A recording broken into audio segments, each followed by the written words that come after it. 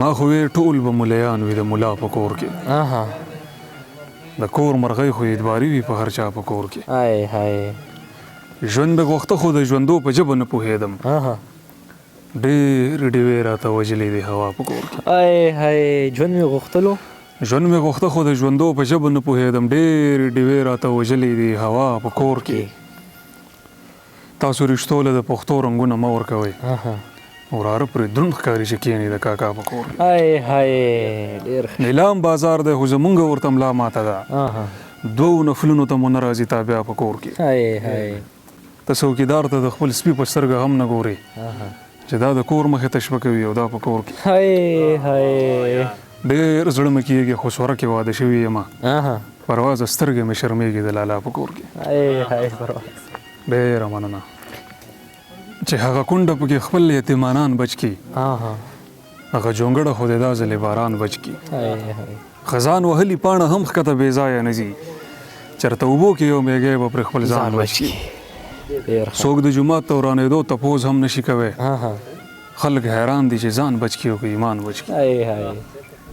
زه ټوله شپه کرم ریبم او زړه کې دا وایم چې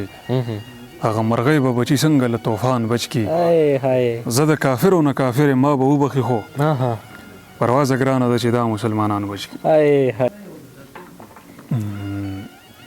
دا چې راځي هم نه په مونږ انتظار هم کوي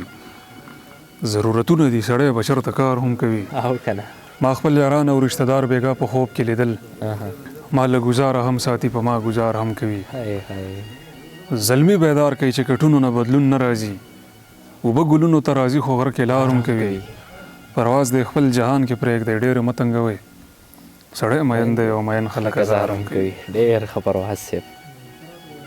نه یې اروا مړه شي نه پکې ایمان پاتې شي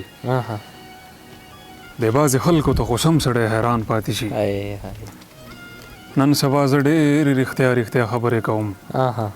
یقین مې نه راځي چې ما سره یاران پاتې شي زه د اختر په شپه له دې وجې سودا کومه چې ګران څیزونه خلک واخلي او ورځان پاتې شي دلته ملا سړی تر اوسه زکاتونه اخلي دلته فنکار سړی تر اوسه په میدان پاتې شي مونږ ته ډېرې ډېرې لارې سمې شوي دي اوس دا څو ملګري دي همدغسې روان پاتې شي زه چې ساه اخلم نو زه هړو خبرېږم نه خو ستا په ما باندې د غر هومره احسان پاتې شي دا به څه خوند کوي چې ته هړو خبره هم نه یې او ناڅاپي راشي او شپې ته دې جانان پاتې شي د طوایفو د عمل کیسې به وروستو کوو ته صبر وکړه چې په ما کې خو ایمان پاتې شي د طوایفو د عمل کیسې به وروستو کوو ته صبر وکړه چې په ما کې خو ایمان پاتې شي پروازه خدای دې هر سړی له دې عذابه ساتي چې په یو چا پسې زړه وران شي او بیا وران پاتې شي ډېره مننه